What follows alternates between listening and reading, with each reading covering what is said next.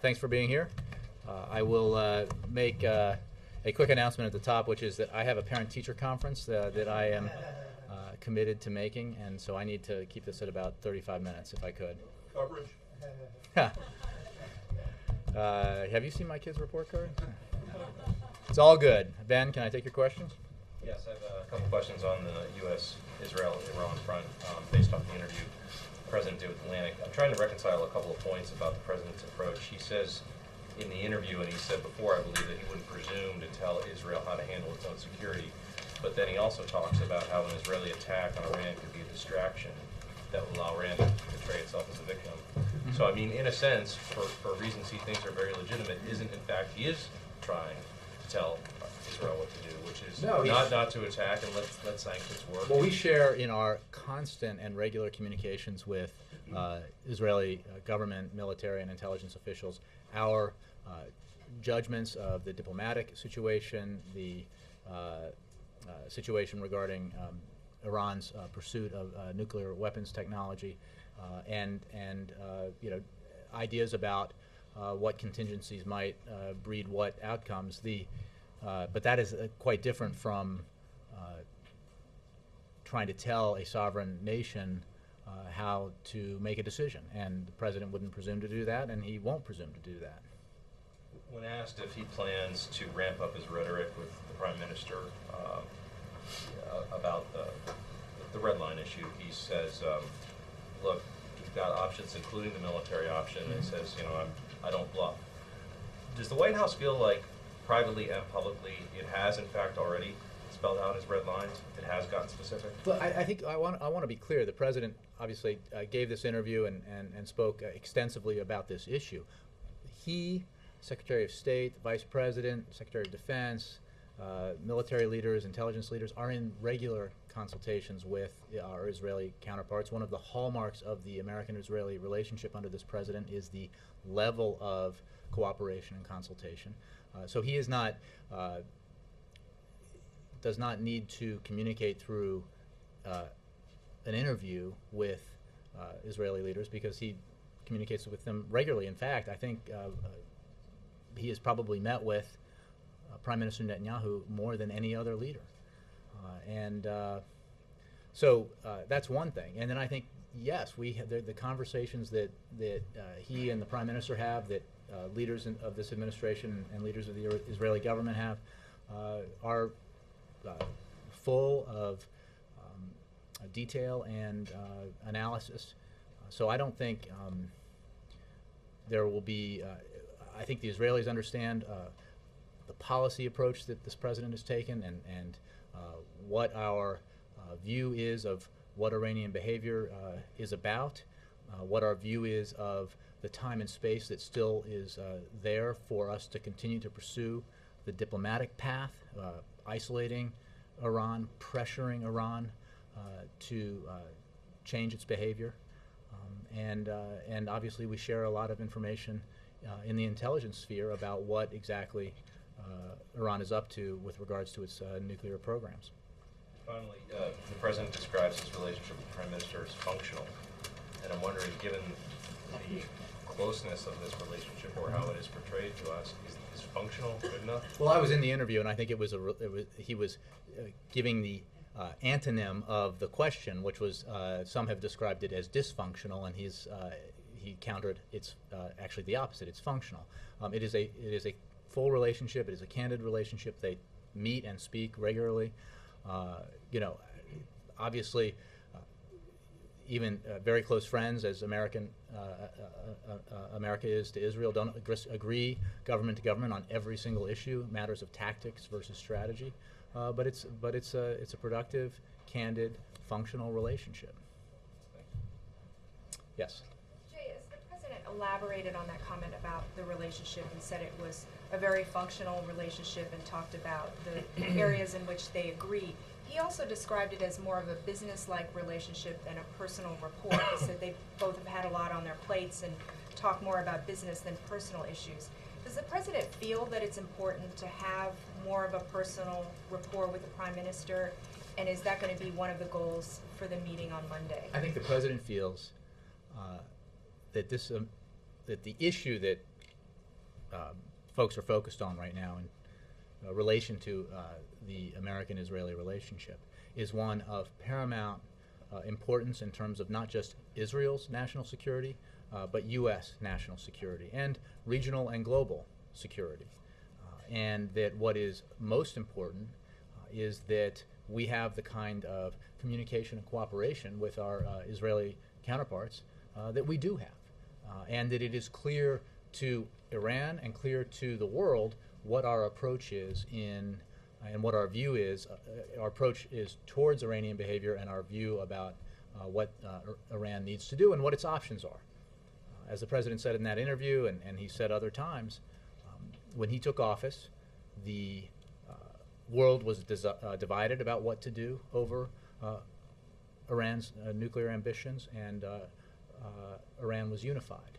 The reverse is now true because of the approach the president took and leading the international community by demonstrating his willingness to negotiate, discuss with Iran, to sit down and talk with Iran, if it were willing to demonstrate its commitment to upholding its international obligations.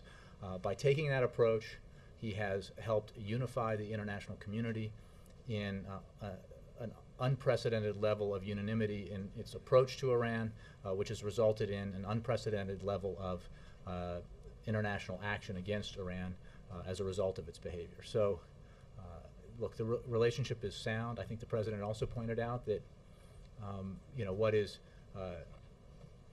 true about the relationship is that Israelis know that our friendship with Israel and our support and for Israel and our commitment to Israeli security is a bipartisan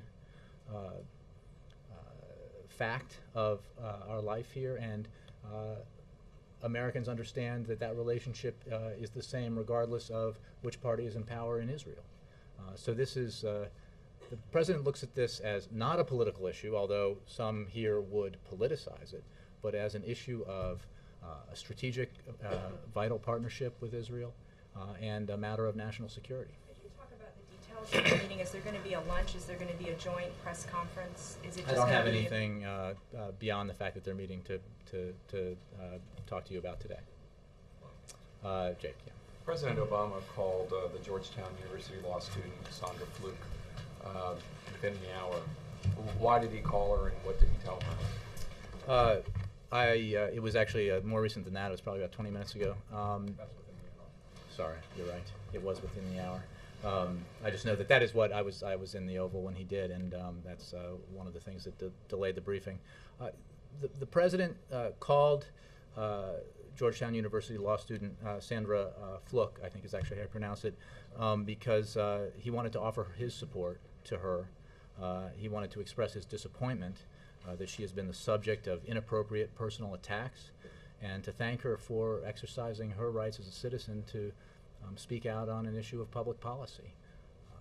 And it was a very good conversation. Is that all you can tell us about the conversation? Well, I mean, I think so. It wasn't, it was several minutes. They had a very good conversation. I think he, like a lot of people, feels that the kinds of personal attacks that she's that have been directed her way are inappropriate. It's the fact that our political discourse has become debased in many ways is bad enough. It is worse when it's directed at a private citizen who was simply expressing her views on a matter of public policy. Is it appropriate for Democratic organizations to try to raise money off of this attack on her? I think that I'll leave that to whatever organizations might agree with her or sympathize with her. The fact of the matter is the president was expressing his support for her and his disappointment in the kind of attacks that have been leveled at her, to her, and his appreciation for her willingness to sort of stand tall and express her opinion. One last question on the same subject, although not on Ms. Fluck. Is Vice President Biden at Iowa State University was referring to the conscience debate about contraception, and he said that it got screwed up. That's a quote from the Vice President. Why did it get screwed up? Well, I think, as you remember, when the president came out and made his announcement about from this podium about what the approach he was going to take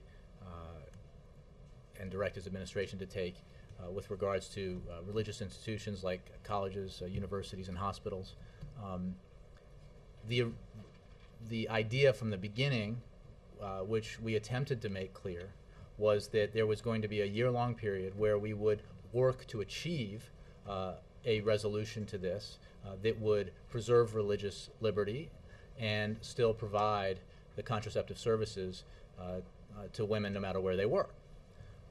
What was clear, as the president, I think, was pretty explicit about when he was here, is that for whatever reason, the debate was such that it became imperative in his mind that we come up with that resolution in a far quicker period of time, and that's what we did. Because he felt it very important that people understand that he took the religious liberty issue very seriously, as he expressed here from the podium. His own experience with faith-based organizations when he was a young man demonstrated to him the importance that they have in our public life, and he believed very clearly that we could extend this important health care coverage to all women, and no matter where they work, and do it in a way that still found that balance that preserved religious liberty. Thanks. Dan.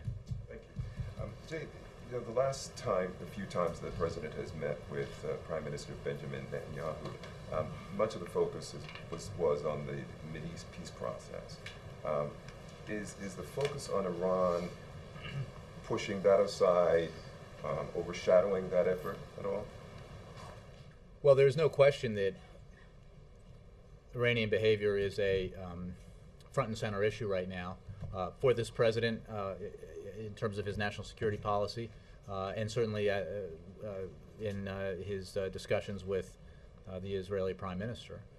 But it is not the only topic that they will discuss, and it's certainly not the only topic of importance between our two countries. The president remains committed to doing everything his administration can to encourage both parties, both sides, to come to the table and negotiate a two-state solution that both sides have said they want, and which really is the only way to achieve long-term peace in the region. So that remains an important item on the agenda, and I'm sure it will be discussed when the two leaders meet.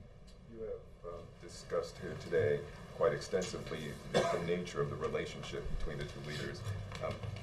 But is there trust in that relationship? Yes, there is.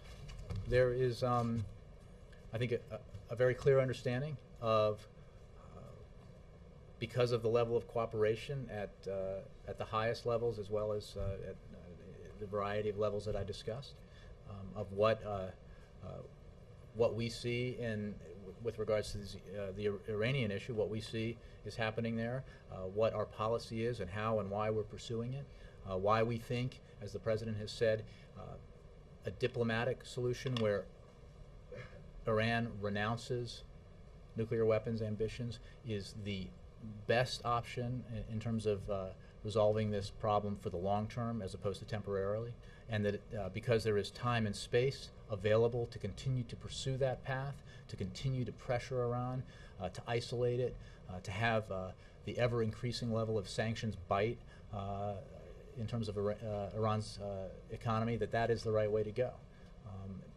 It is also the case, as the president made clear in that interview, that he does not take any option off the table, and that everybody should be clear about that, that he does not bluff when he says that no option is off the table in our potential response to Iran's pursuit of a nuclear weapon. He means it, and I think he made that clear in the interview. Yes, Nora. When the president says, "I don't bluff," does he mean in referring to Iran acquiring the capability or acquiring a weapon? I think we have made clear that we are determined to prevent Iran from acquiring nuclear weapons. There is a staged process here, and one of the reasons why, as I've made clear and others have, we know there is time and space to continue to pursue a diplomatic path with sanctions and diplomatic pressure is because we have visibility into Iran's nuclear program. We have IAEA inspectors on the ground, and we know that they have not made that breakout move towards acquiring nuclear weapons. We will continue to pressure Iran. We will continue to work with our allies to ratchet up sanctions, to isolate the regime, and the price that they're paying for their behavior is already high, and it will get higher. So that's the policy we're pursuing. And then a follow on the president's call with a Georgetown law student, Sandra Fluke. Was the president made aware of Rush Limbaugh's comments? Is that why he placed the Well, he call? certainly is aware of them, yes. Yes. And what did he think of those comments? Well, I think this is not a quote from him, but I think he thinks they were reprehensible. They were disappointing. They were. It is disappointing that that kind of those kinds of personal and crude attacks could be leveled against someone like this young law school student who was simply expressing her opinion on a matter of public policy, and doing so with a great deal of poise. Wendell. Is the president frustrated that Republicans have been able to convince at least other Republicans that he's too tough on Israel and too soft on Iran? I think, Wendell, as you know, that there is for some folks an overlay of American domestic politics here. As I know from being with him when he discussed these matters, this is a matter not of domestic politics for him, but a matter of American national security and the security of our close ally, Israel. That's the approach he takes, and these are extremely serious issues. And as again, I think he made clear in the interview that he gave to The Atlantic, he is fully focused on the threat that Iran represents, both to Israel, to the region, to the United States, and to the world. And his policy has been designed from day one to prevent Iran from achieving or acquiring nuclear weapons. Reports out of Israel indicate that Prime Minister Netanyahu wants the president to spell out the red lines Iran will not be allowed to cross without the U.S. joining in military action. Is that likely to happen this weekend? Well, I think the president addressed that very clearly in his interview yesterday. I think he made very clear that when we talk about the options available to the United States and make clear, as he does, that we rule out no option, that we take no option off the table.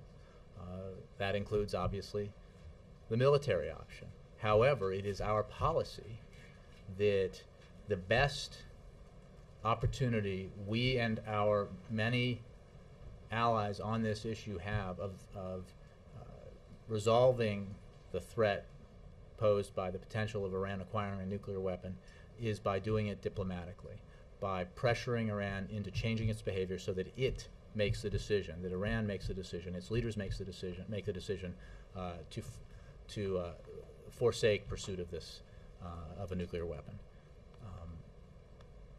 And we have time and space to continue to pursue that policy. I think the president also made clear that there is, it is not strategically in the United States' interest to draw explicit red lines as to what hypothetical action by Iran would result in a specific reaction by the United States.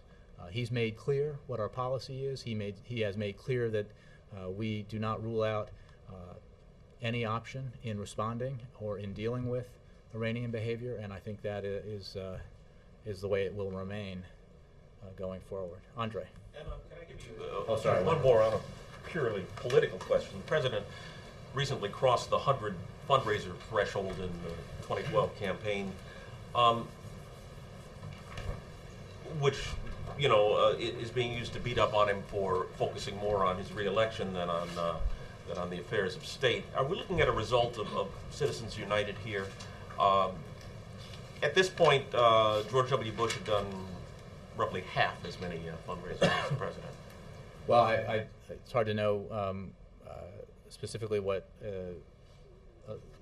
it's a result of, as you say. The fact is the president has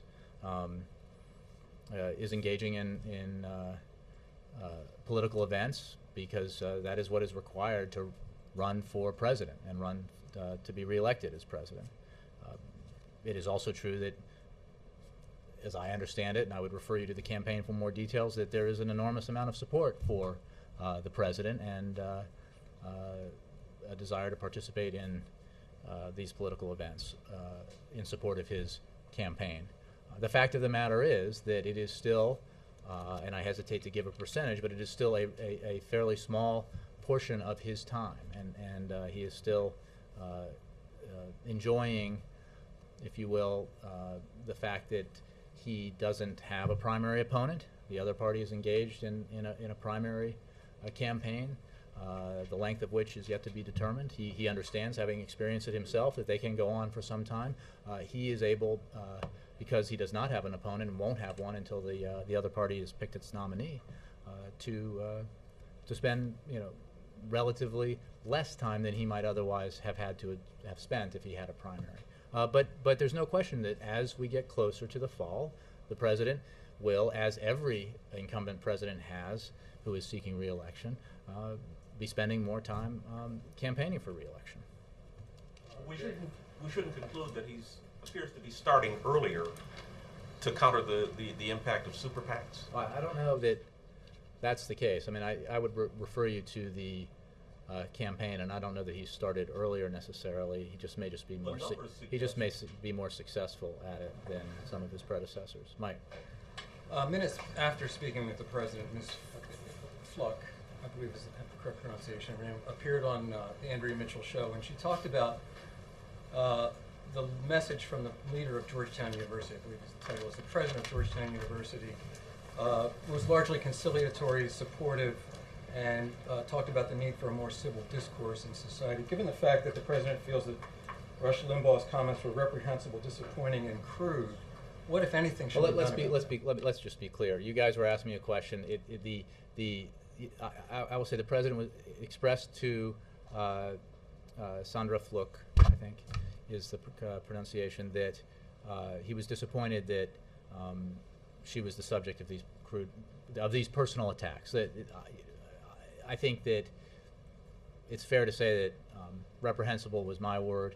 I don't want to, but look, these were unfortunate attacks that were leveled against her, and the president feels that way. I think they were inappropriate and reprehensible. But the point is, the president called her to thank her for speaking out on a matter and doing so with great poise on a public policy matter, and to express his disappointment that she had been subjected to these kinds of attacks. I think that my understanding is that's not quite the complete quotation from the president of Georgetown, but I'll leave it to you to check into that. Sure. Andre. Can I ask a follow-up? Sure. Please. I'm sorry. Sorry, Andre, you're next. Okay, just two, which is a lot less.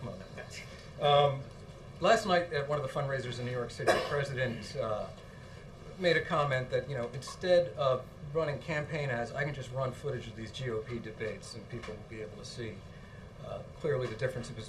And his tone was one of ridicule, I think it's fair to say. But repeatedly we've heard White House officials, and I think even the president himself, say that they expect a very tough and close race in the fall.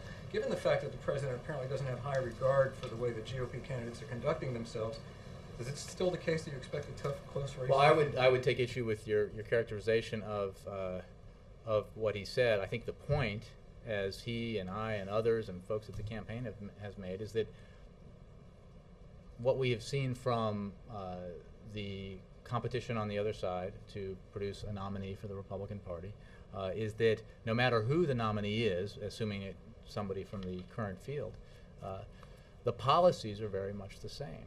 And the policies are essentially reiterations of, often on steroids, of the policies that got us into this mess. That say, you know, we don't need to regulate Wall Street, even though the financial crisis was the worst since the Great Depression, and the fact that Wall Street was operating on its own set of rules contributed greatly to that. We don't need to regulate or prevent insurance companies from throwing people off when they get sick, throwing people off of their insurance coverage when they get sick, and we can throw off the many hundreds of thousands, I think a couple million even, younger Americans who now have insurance coverage because of the Affordable Care Act.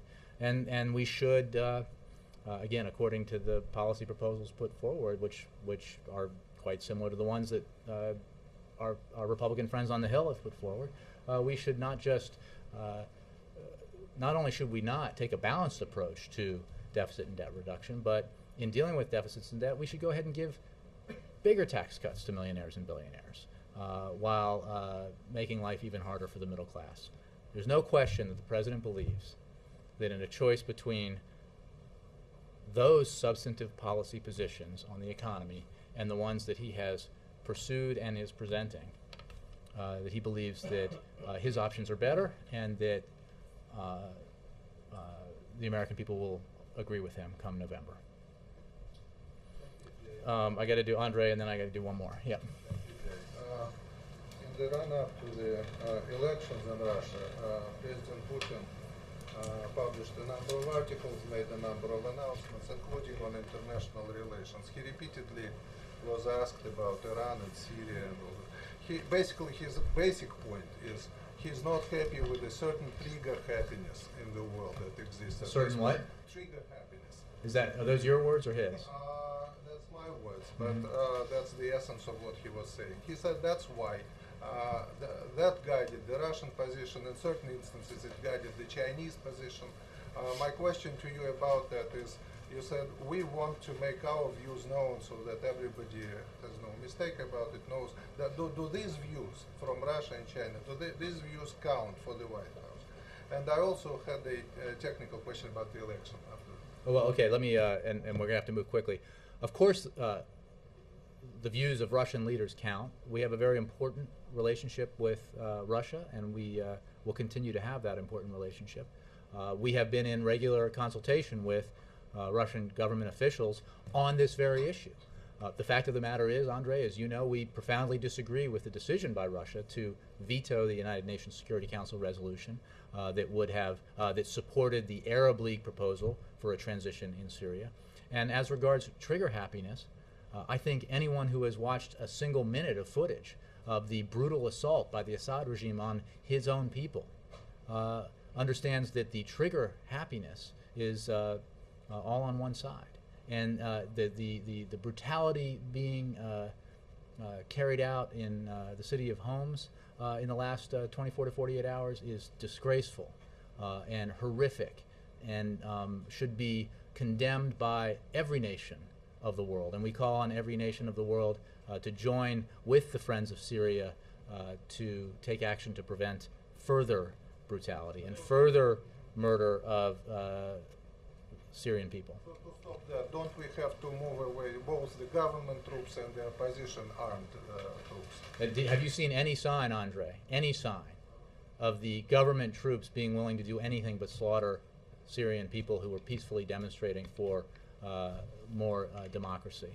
I don't think so. Hey, Andre, I got to go to a parent-teacher conference. Elections, Jay, please. Does the president follow the elections? Does he know who is in the running? What's his opinion about it? I confess, despite my personal interest in and history with Russia, that I have not discussed with him lately, but I know he is fully aware of the upcoming elections and the participants therein. Thank you all very much. I apologize for having to end early. We'll get that to you.